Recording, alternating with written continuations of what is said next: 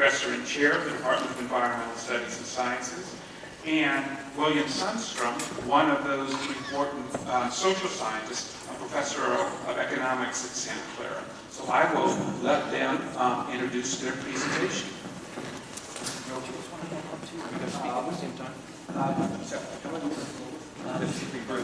Great.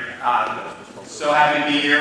Chris Bacon. I'm the Professor of Environmental Studies and Sciences and current chair of the department. So for me, this is a new space to come to, but seeing all the work that's here up the road right now and some of the talk about sustainable food systems in the first part of the presentation was real inspiring. My colleague is... Thank you. I'm flattered that economics was referred to as a science. I'm Bill Sundstrom. I'm in the economics department at Stanford. I'm delighted to be here. Very excited. So I started for about 30 years now. I've been working with smallholder farmers, and worldwide there's about, the estimates, there's debates around this in the definition, but there's essentially over 500 million smallholder farmers. If there's now just 5 people per household, we're talking about 2.5 billion people. They manage much of the biodiversity, culturally rich landscapes, endangered languages and cultures, and produce at least, again, there's debates in literature on this, but best estimate, at least a third of the food that we eat.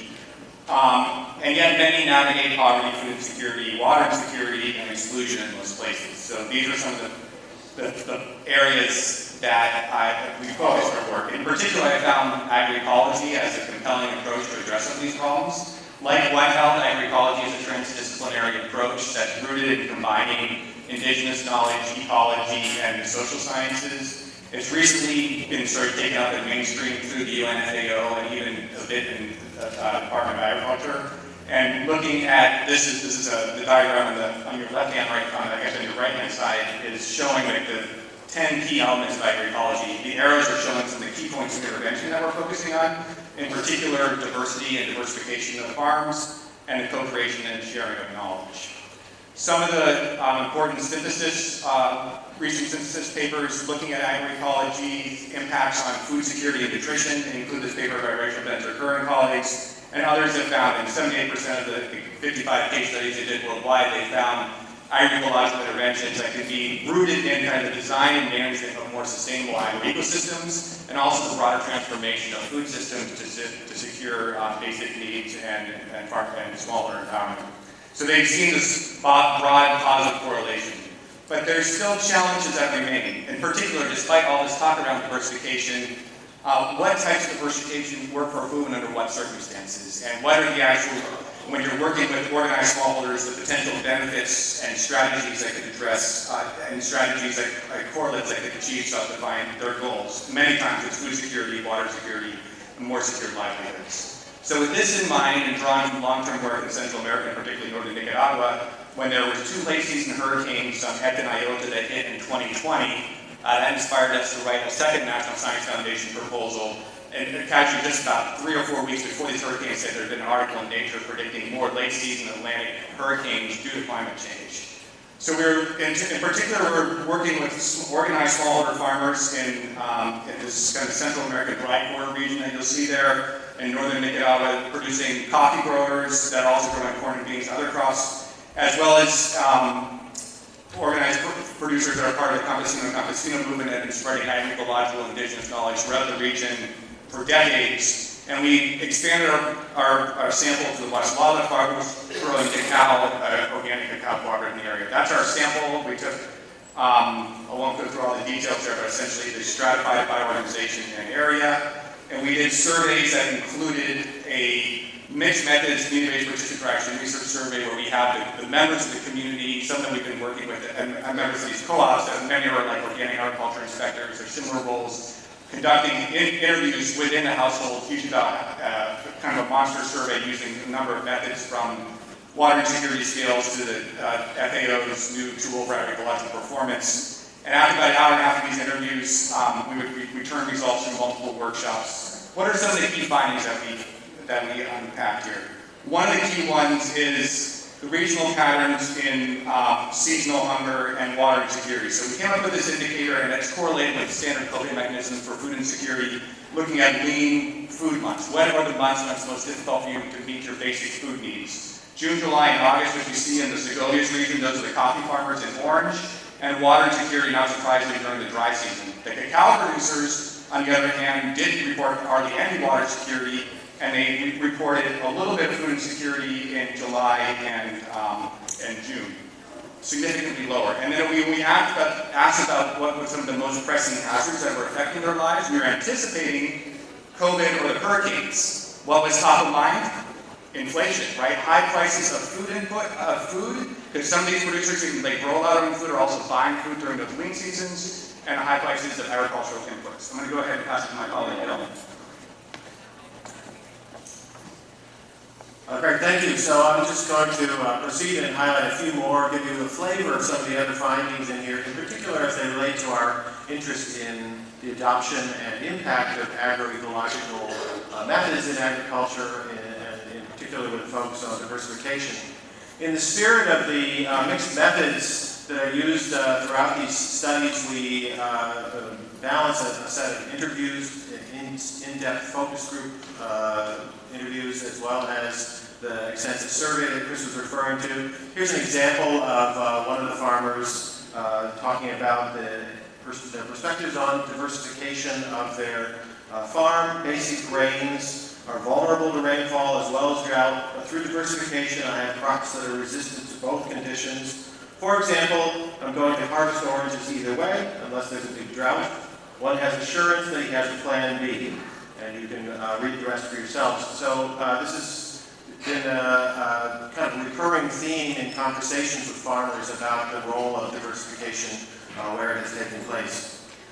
With respect to some of the survey results, just to give a flavor of a few of those things, one thing we're really interested in is what are the associations between diversified farming and some of these other agroecological practices, say organic production, and some of the key outcomes. One of the kind of nutritional related outcomes that we're interested in addition to just sort of basic food security or food shortages, is dietary diversity. Perhaps not surprisingly, we find that at least up to a certain level, the diversification of production on these smallholder farms is positively associated with increased dietary diversity, and that holds across these regions. We've looked at a number of other things that we're interested in. As an economist, I would be remiss if I didn't report some kind of regression results, so here they are. I just want to highlight a few things of the patterns. So the kind of outcome variables on the top there, dietary diversity, the food lean months that Chris mentioned, hazard severity score, which was the sort of those red bars that we were looking at, as well as just a sort of a simple measure of kind of economic outcomes, log and cash income reported.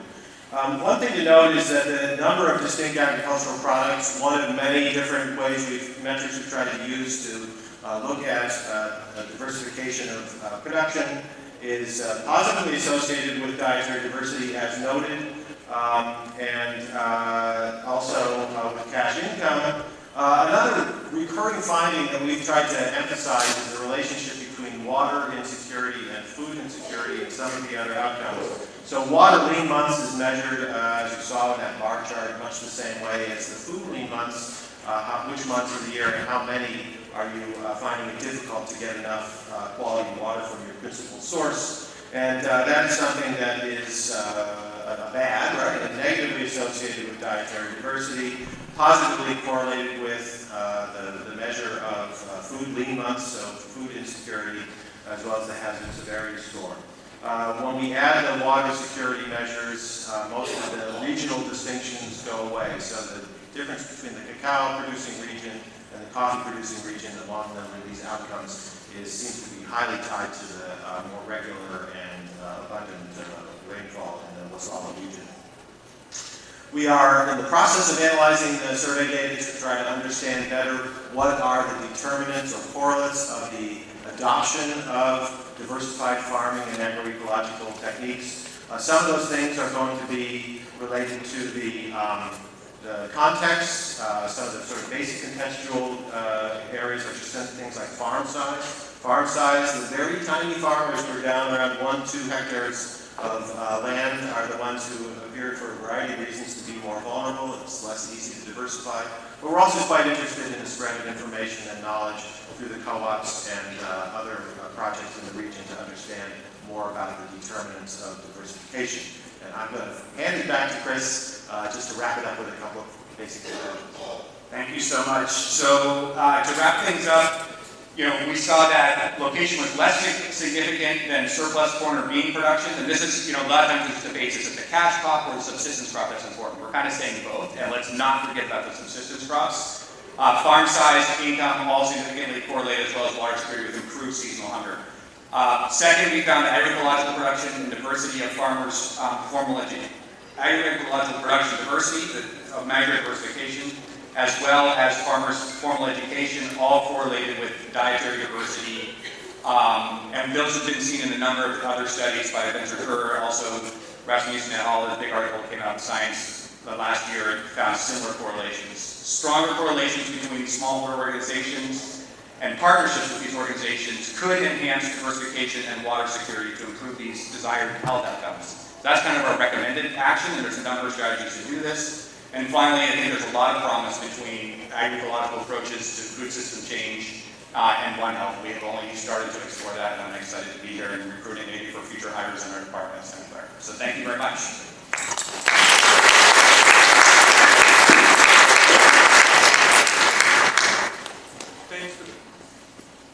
Thanks for your work, and thanks for an exciting presentation that is really on point with many of our concerns.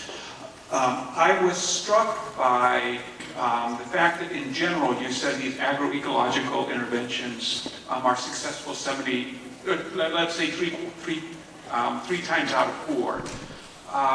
Yet sometimes they're harder, and it seems like one of the reasons that make them harder is because the farms are small. Could you talk a little bit about, coming out of your work, what you see as the major barriers to more broad acceptance of these strategies and how those might be overcome? Yeah, that's a good point. And we haven't in our own, there was that study showing the correlation between agroecological practices and improved food security and nutrition. We haven't done kind of a systematic analysis yet to look at some of the barriers, but what we have seen is the farmers that are affiliated with organizations that are actively promoting agroecology, like the Campesino movement, are more likely to report using more agroecological practices. Where it gets a little more challenging, though, is it seems like some of these practices are more effective in linking to dietary diversity and improved food security outcomes than other ones. And how to tease that out, and also you can say you're doing I'm doing worm composting on the farm, and maybe you have, 2 or 3 worm composting containers, but if you have 2 or 3 hectares, there's no coverage, right? So we have to actually get to the sort of measure the intensity of the use of the practices. So it's a good question to continue following up on. Thank you. If I could just add one more point, we're very actively interested in some of the gender impacts of these practices, whether the additional work that might be involved in crop rotations, etc., fall upon the male or female, adults in the household or children in the household. We have some fairly detailed survey evidence on that we're sort of in the process of unpacking, but for sure there are a lot of potential concerns about sort of other kinds of impacts of adopting these types of practices. Hello, my name is Bertie Ansel. I'm a mycologist and postdoctoral fellow here at Stanford. A's presentation, I was really, I thought it was great that you include sort of food sovereignty as a term throughout your presentation, because of course it's not just about an abundance of food, but also food which is culturally and nutritionally appropriate. And obviously the kind of grassroots organizations that have been pushing for that, like the Campesino and the Land Workers Alliance, are also quite science and tech skeptical, naturally, because of the legacy of Monsanto, etc. I was wondering if you could briefly talk about some of the crops which are important for cultural reasons or for maintenance of soil microbiota, beyond those which were just for food abundance, basically. Yeah, I think it's an excellent question. And many of these organizations are actively using the term sort of nailing about it and framing their work about that in terms of changing the agricultural systems to achieve culturally relevant food and agricultural systems that people have desires to be part of. I think your question again was the other crops that have cultural relevance. One of the big ones is certainly corn. I mean, mice. There's hundreds and even thousands of different recipes. At one point, with my partner, we documented over 400 or 500 recipes just of different preparations of maize that they, for celebrations, cultural, religious celebrations. So that's deeply rooted in the region, and so the same with the bean production as well, right? So beans are often, most of the corn is being self-consumed. The beans are maybe 50-50 for consume and sell, but they're culturally rooted. Then there's all kinds of medicinal plants and a whole host of other things like that. I mean, one thing that I also had in terms of, you say to mycologists, right, looking at they do some really interesting practices we didn't get into here in terms of inoculating their composting strategies with soil from surrounding forests and growing out the microbes to apply in some of their ecological preparations. So there's some innovations happening in that space as well. Thank you. Hi, over here. I'm Erin Mordecai, associate professor in biology at Stanford. That was great work. And I'm curious whether in any of your survey results you got information about whether the farmers perceived any impacts on pests or pathogens of either the crops or of people, such as mosquitoes and mosquito-borne diseases. Yeah, I mean, there's a lot in focus groups where people are talking about the types of pests that they're seeing that they have never seen before and attributing it to climate variability and change in really kind of specific ways. In terms of new evidence, so you're interested in Like whether the agroecological practices, whether they perceive those as helping them avoid pests or Oh, yes. Yeah, I mean, they definitely report using a lot of ecological practices to help manage the pests in terms of the outbreak. Now, we haven't actually done the analysis to see if we can directly link some of the use of these ecological practices to the reduced pest pressures on the farm. That would be another kind of second level to go at, both in terms of their perceptions of it or samples in the field, or ideally kind of both together.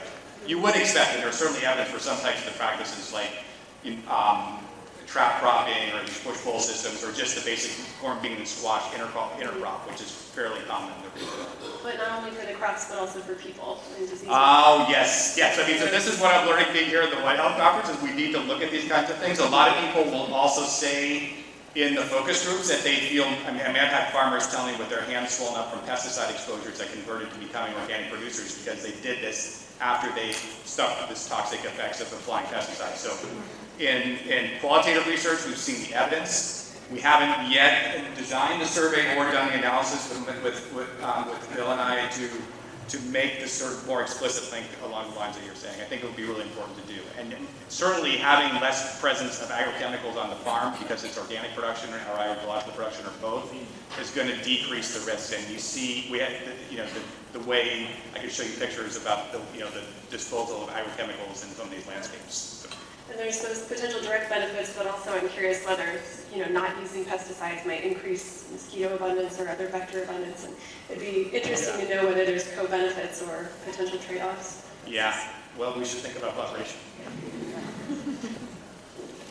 Let me thank Chris and Bill for their presentation.